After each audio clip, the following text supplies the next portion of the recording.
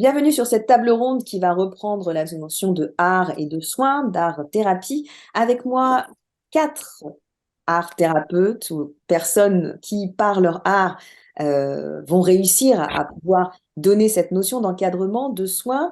Avec moi, Myriam Nsiri, qui est à la tête de l'association Darzor, qui est un centre de soins et qui propose beaucoup d'art-thérapie. Myriam, vous nous en parlerez plus. Marlène, qui elle est artiste, qui propose une façon un peu disruptive de voir l'art et qui va justement venir prendre une, on va dire, inspiration qui touche au bien-être pour nous en procurer aussi. François, qui par son art aussi va venir avec de nouvelles propositions, là aussi très originales autour d'une idée d'engagement sociétal. Et enfin, Nawel, qui est également présente avec nous aujourd'hui et qui va proposer aussi une nouvelle façon de voir la réalité par l'art. Alors, est-ce que vous pouvez vous présenter et nous dire en quoi est-ce que la façon dont vous utilisez l'art touche au bien-être, au développement et à l'engagement sociétal? Myriam, peut-être, on peut commencer par vous. Bonjour Gila, et merci de m'avoir invité à cette table ronde. Alors, comme tu disais tout à l'heure, euh, j'interviens dans le cadre de l'association Dalsro à Casablanca, qui est une association qui accompagne par des soins de support les patients adultes touchés par un cancer. L'objectif, c'est améliorer leur qualité de vie avant tout, leur offrir du bien-être et puis augmenter aussi leurs chances de guérison, diminuer les risques de récidive. Alors, dans ces soins de support, évidemment, l'art-thérapie est très présente dans notre association avec différentes pratiques. Ça peut être le dessin, le collage, la peinture, mais aussi la danse-thérapie, le théâtre et tout ce qui est art d'origine art énergétique chinois comme le qigong, le tai chi, le tenchi tesen aussi. Alors l'intérêt, c'est vraiment l'impact que ça a sur le bien-être des patients. Je crois que l'art-thérapie, c'est connu depuis très très longtemps. Au Maroc, déjà au XIIIe siècle, la musicothérapie était utilisée dans les hospices et pour les malades mentaux, en fait, pour les calmer. Et donc voilà, et puis peut-être rappeler que la santé, c'est pas uniquement l'absence de maladie finalement, hein. Je crois que c'est le bien-être mental, physique, social des patients et l'art-thérapie contribue réellement à donner ce bien-être aux patients chez nous dans le cadre de l'association et les témoignages sont quotidiens. Bonjour à tous et à toutes. Alors moi, oui, comme vous l'avez dit, c'est un peu une approche particulière parce que je me suis vouée un peu depuis 10 ans à travailler avec le monde des insectes. Donc j'utilise l'art et le design pour essayer d'apporter des solutions à la biodiversité en travaillant avec et pour les insectes, donc en proposant des habitats et des refuges pour eux. Et cette manière de soigner l'insecte et aussi la vision que les humains ont de l'insecte, c'est aussi une manière de nous, en tant qu'êtres humains, se soigner. Et j'ai eu tout un parcours aussi où j'ai commencé par de l'art-thérapie, justement, où j'ai fait une formation d'infirmière. Donc j'ai un peu cet esprit de sauveuse et c'est une pratique d'art-thérapie qui revient de plus en plus pour des enjeux enfin, d'approche sociale dans ma pratique que j'aimerais vraiment continuer à développer. Donc, vous verrez des exemples des travaux que j'ai réalisés. J'essaie de vraiment créer un dialogue entre être humain et autres espèces. Vraiment ne plus être sur nous en tant qu'être humain, mais donner la parole et une voix aux insectes. Parce qu'on parle de de tout petits insectes et comment on peut leur donner une visibilité et bien sûr, sensibiliser les publics à leur survie et à les aider à vivre mieux et leur redonner de l'espace. Merci, merci beaucoup. On voit vraiment que là, on a une inspiration par la nature pour aussi une préservation de la nature, mais qui est vertueuse hein, pour un cycle de préservation de l'être humain. Merci beaucoup. François, vous êtes aussi un petit peu dans cette veine. Moi, je suis donc photoreporter. J'ai eu l'occasion, enfin, j'ai travaillé beaucoup pour des organisations, notamment de protection de l'enfance. Donc justement dans des situations où des enfants ou des familles étaient, elles, en soins thérapeutiques, donc moi je ne suis pas du tout thérapeute, mais ce que je faisais, ce que j'avais à faire, c'était documenter des situations qui avaient amené à ce que des enfants, des familles se retrouvent en situation de besoin de soins thérapeutiques. Et en fait, grâce à la pratique, grâce à cette action documentaire, les laisser se raconter en fait. Donc c'était parfois dans des situations difficiles comme bon, des familles qui avaient subi des tortures suite à la guerre en Irak ou des jeunes qui ont dû traverser seuls la Méditerranée, des personnes qui ont été trafiquées, trafic d'êtres humains en Turquie, en Albanie, en Russie. Voilà. Donc ce sont des situations dans lesquelles je me suis retrouvé. Alors là, évidemment, comme je n'ai pas, j'ai aucune prétention thérapeutique, si ce n'est qu'en fait, le fait de laisser se raconter des personnes, en fait, les laisser aussi se faire un portrait. Dans le portrait, il y a évidemment le double regard. Il n'y a pas que la personne dont on fait le portrait qui regarde. Il y a la personne qui réalise le portrait, le photographe, qui la regarde. Et dans cette connexion, en fait, peut naître quelque chose. En fait, on peut se refaire son visage. En fait. Évidemment, ces visages, ces photos, on pourra en voir plus tard, ne sont pas partagées parce que souvent, ce sont des personnes qui elles-mêmes sont en danger. Donc, c'est l'acte, en fait, qui compte. L'image, finalement, ne compte pas. L'image réalisée, celle qu'on publie, ne compte pas. Mais c'est l'acte, en fait, cette relation qu'il y a entre le photographe, le portraitiste et la personne qui, pour une raison ou une autre, en fait, a des difficultés avec cette image. Donc là, on l'entend, hein, on a les vertus thérapeutiques cathartiques, en tout cas du récit, et puis aussi une concentration sur l'oralité plutôt que le côté regard qui peut être quelquefois voyeurisme et qui peut pousser au danger. Nawel, je vous laisse vous présenter. Oui, alors bonjour, je m'appelle Nawel Aïnesh. Moi, je suis artiste, je navigue entre les arts vivants et l'art visuel et je viens de l'artisanat d'art puisque j'étais costumière. Et donc, dans ma pratique, après avoir été costumière, je suis allée apprendre le tissage et à travers cette pratique de tissage et de répétition, je viens créer une matière et cette matière, elle est faite de corps, elle est faite de gestes et surtout de travail. Et c'est à travers cette projection de mon corps et du geste dans la matière que je viens créer des œuvres. Et avant de créer des œuvres, je fais toujours des ateliers. Donc j'en ai fait beaucoup avec des femmes où on vient. Alors j'ai fait un costume de 132 000 épingles à couture et avec les femmes, on est venu faire ce geste de mettre une épingle par une épingle pour créer des ikebana. Et en fait, le fait de travailler le geste, de travailler le corps, fait que ces femmes-là, en tout cas, étaient vraiment corps à corps avec leur corps, en oubliant un peu leurs problèmes. En tout cas, c'est ce qu'elles m'ont dit. Il y avait vraiment quelque chose de thérapeutique dans le sens où on peut s'évader et on peut s'ancrer dans quelque chose de s'enraciner dans quelque chose de plus concret. Donc voilà. Là aussi, on voit hein, que l'art, ça suppose un côté très manuel ou un côté très corporel qui va venir justement proposer eh bien, un bien-être qui touche au développement personnel. Je vais revenir vers vous, Myriam, pour pouvoir vous proposer eh bien, de commenter l'image que vous nous avez donnée et rentrer un petit peu plus dans le concret des techniques que vous avez déjà énumérées. Avec plaisir.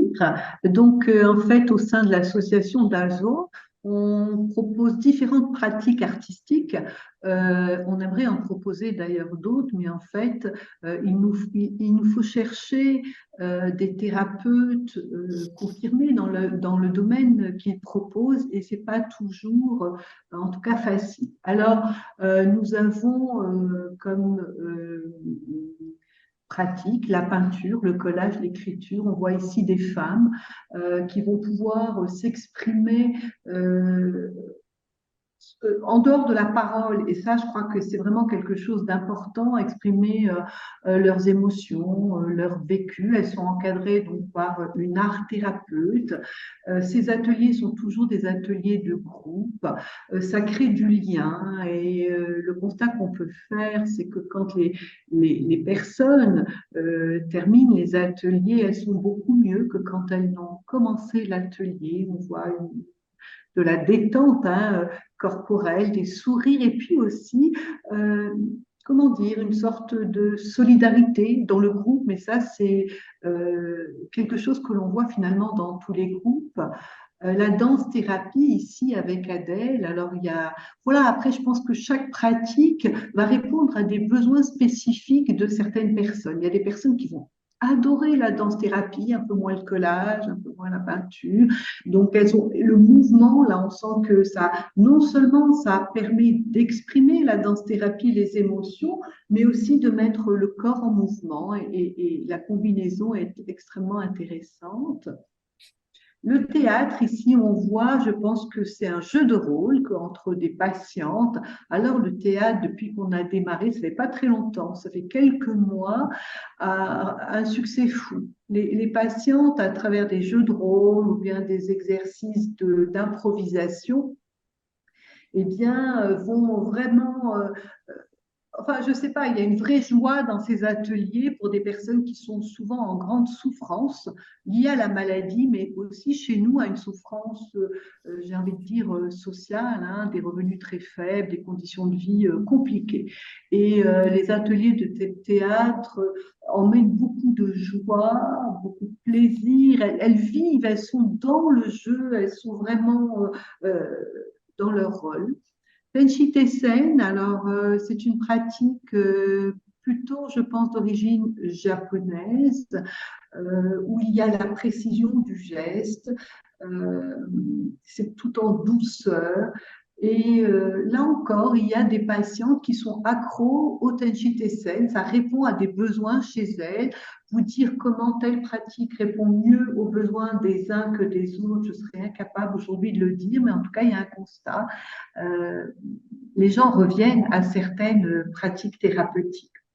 Alors, bien sûr, hein, on tient à dire, elles le savent, hein, c'est pas des traitements médicaux et ça remplace pas du tout les soins conventionnels du cancer, mais cependant, en supplément des traitements, ça fait un bien fou, ça change complètement la qualité leur qualité de vie.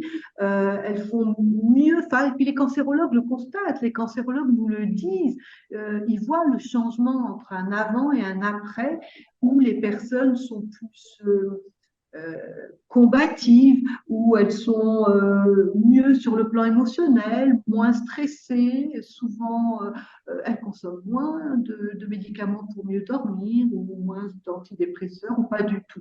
Donc l'impact est on a formidable. des vrais effets quantifiables, c'est ça, Myriam. Ah oui, oui, oui. Vraiment, l'impact, de toute façon, les cancérologues le voient et donc c'est extrêmement intéressant et on est très, très heureux de leur offrir ces différentes pratiques artistiques. Merci, merci beaucoup. On va passer à Marlène pour que vous nous expliquiez un petit peu comment l'art permet ce changement de paradigme, un nouvel angle de vision vis-à-vis de cette notion de préservation, préservation du monde animal, du monde végétal et puis de l'humain. Oui, bien sûr. Je vous ai mis deux exemples. Le premier exemple, c'est un des projets qu'on vient de terminer au Mexique. C'est en partenariat avec un musée qui s'appelle le Spheric Museum, qui vraiment cherche à faire un lien entre les espèces, les êtres humains, la science. Et ce qui est important dans ma pratique en général, c'est de vraiment collaborer avec beaucoup de personnes de milieux différents, comme des scientifiques, des artisans, des fermiers. Enfin, ça crée vraiment une sorte d'expertise commune avec des langages différents, mais c'est une très belle rencontre. Et donc, pour ce projet, on devait être amené à apporter un refuge, un habitat pour les abeilles mayas sacrées qui sont en voie d'extinction. Donc, on a proposé cette œuvre qui est faite de branches où les abeilles vont pouvoir vraiment habiter dans chaque branche que vous apercevez. Et c'est une pièce qui est accessible au public du musée, mais qui demande vraiment à respecter aussi la paix et l'harmonie de l'abeille.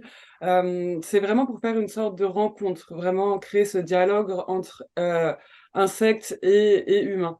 Et ensuite, la deuxième photo que vous avez, on me demandait souvent en tant que designer de faire une chaise, et j'aimais bien le côté assez provocateur de faire une chaise, non pas pour les hommes, mais pour les insectes. Donc c'est une chaise à taille humaine, mais qui est complètement conçue pour que les pollinisateurs puissent se réfugier au sein des villes pour vraiment redonner de l'espace, parce qu'on a pris tellement d'espace, comment on peut rendre de l'espace accessible aux insectes et essayer de leur donner un plus gros confort de vie. Voilà, c'est un peu ma mission de vie. Et alors, cette troisième et très belle image. Oui, alors cette troisième image, du coup, fait référence à la première œuvre présentée au Sphérique Museum. C'est des petites abeilles sacrées, donc c'est une espèce en voie d'extinction qui ne piquent pas. Donc elles sont vraiment le symbole de l'harmonie et de la paix. Et c'est pour ça que toute l'installation s'appelait Mama, pour vraiment célébrer la mère protectrice de la terre et l'importance de la nature, vraiment sublimer ce petit monde des insectes. Et on rappelle que votre travail a été nombreuses fois primé. Merci, merci beaucoup. Merci. On enchaîne avec eh bien, ces images que Nawel m'a fait parvenir. Oui, ça c'est ma résidence que j'ai fait en centre hospitalier de Grenoble, où j'ai travaillé le tissage et les tubes plastiques qui sont omniprésents ben, oui, dans un hôpital. Mais en fait, parallèlement à ça, j'ai fait des ateliers avec des jeunes filles anorexiques et suicidaires en service de jour. Et ce qui m'a le plus étonnée, c'est qu'on faisait un travail de céramique avec un travail vraiment de répétition. Et lorsque les médecins sont rentrés, ils ont dit: Ah, c'est la première fois qu'il y a du silence ici. Et je crois que c'est un vrai travail, ça, de réussir à avoir du silence. Et ce silence, il n'est pas vide pour autant, mais il est réellement plein, plein dans le corps en tout cas. Et voilà, c'est ce que j'ai essayé de retranscrire à travers ce tissage de plastique. Et la seconde, du coup, c'était le travail d'épingle à couture qui a été réalisé avec les femmes qui sont accueillies dans le premier centre d'accueil de jour de la métropole de Lyon. Et donc, ce travail de répétition qui, pareil, amène le silence et en même temps, comme on disait tout à l'heure, une certaine complicité où on peut aussi, dans ce silence, commencer à parler de choses très intimes. Parce qu'au fait, on ne se regarde pas forcément, on est dans l'action. Et donc, c'est un peu comme si aussi les langues se délient, en tout cas dans les moments d'atelier. Euh, voilà, donc je voulais faire appel à ce silence et à ce travail-là. Merci, merci beaucoup. François, je crois que vous avez également des images à nous montrer. Est-ce que vous pouvez nous les partager? Oui, bien sûr. Voilà. Vous les voyez? On les voit très bien. Parfait, merci. Donc, je parlais en fait d'accompagnement que j'ai eu avec des thérapeutes, mais la première fois que j'ai pu faire ça, bon, c'était avant, au tout début en fait de la guerre en Syrie, et j'étais à Damas et on travaillait en fait sur les familles qui avaient été dont des membres avaient été victimes bon, de torture, quoi, hein, de violences durant la guerre en Irak et qui étaient réfugiés soit à Damas, soit en Jordanie. Et cette mission, donc là, on voit les visages parce que c'était une mission de l'Union européenne, pardon, et donc les familles étaient absolument OK à ce qu'on les reconnaisse à ce moment-là. Et donc l'idée, c'était ça, c'était aller vraiment les écouter, les laisser se raconter vraiment sans jugement, voilà, leur laisser le récit de l'événement. Et on a fait toutes des portraits de famille, en fait. C'était comme ça, ces familles qui se recomposaient en exil. Euh, dans ce cas-ci en Syrie, et qui pouvaient de nouveau en fait être en famille avec parfois des parcours qui étaient très chaotiques et très violents. La deuxième série ici, enfin la deuxième image qui est tirée d'une série que j'ai fait en accompagnement en fait des psychologues qui étaient à Syracuse en Sicile, où à cette époque-là, quotidiennement arrivaient des bateaux qui traversent la Méditerranée. Alors, des bateaux, c'est plutôt des barques, desquels débarquaient des enfants, des familles, et notamment, en fait, un nombre assez élevé de mineurs non accompagnés, avec la particularité que le pays d'accueil est censé s'occuper de ces mineurs non accompagnés, le temps de leur trouver des situations, mais l'Italie était complètement débordée, en tout cas à l'époque, et ces mineurs étaient en attente, on pourrait vraiment dire ça, en attente, des mois et des mois durant dans des centres comme ça. Et donc avec l'équipe de psychologues de Terre des Hommes, d'accompagnement psychosocial, là aussi c'était arrivé à, à faire sortir le récit en fait, le récit de ce voyage, de cette migration souvent violente. Mais là aussi, bon, là par contre, on ne voit pas les visages pour des raisons évidentes de sécurité. Et le troisième portrait, mais qui n'en est pas un, mais bon, comme je vous disais, c'est des portraits qu'on a fait, mais qu'on ne montre pas. Donc là, c'était un travail que j'ai réalisé pour l'UNICEF en Moldavie.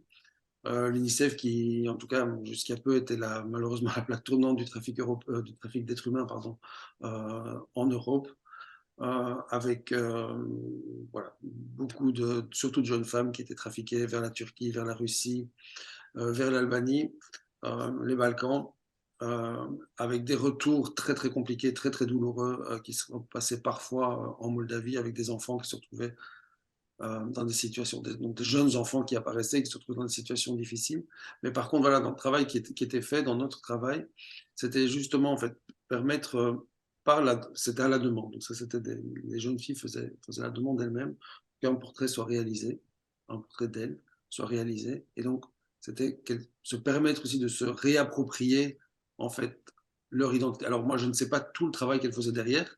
Ça, c'était à elles de le faire. C'était avec leurs thérapeutes, avec les personnes qui les accompagnaient. C'était pas de mon regard, c'était pas à moi de savoir ça.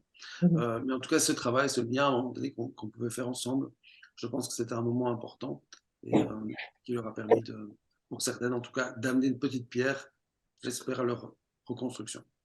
Merci, merci beaucoup pour ce partage qui est tellement, tellement riche. On arrive déjà à la fin de notre entretien. Très rapidement, je voudrais avoir en une phrase votre message à l'attention des personnes qui nous regardent pendant cette journée internationale de l'art. Qu'est-ce que vous voulez qu'ils retiennent? Qu'est-ce qu'ils voulaient qu'ils gardent en tête par rapport à l'utilisation de l'art dans cette capacité à pouvoir délivrer une autre façon de penser, développer aussi le rapport humain dans le process et puis d'une certaine manière de préserver l'intégrité du vivant et de l'être. Myriam.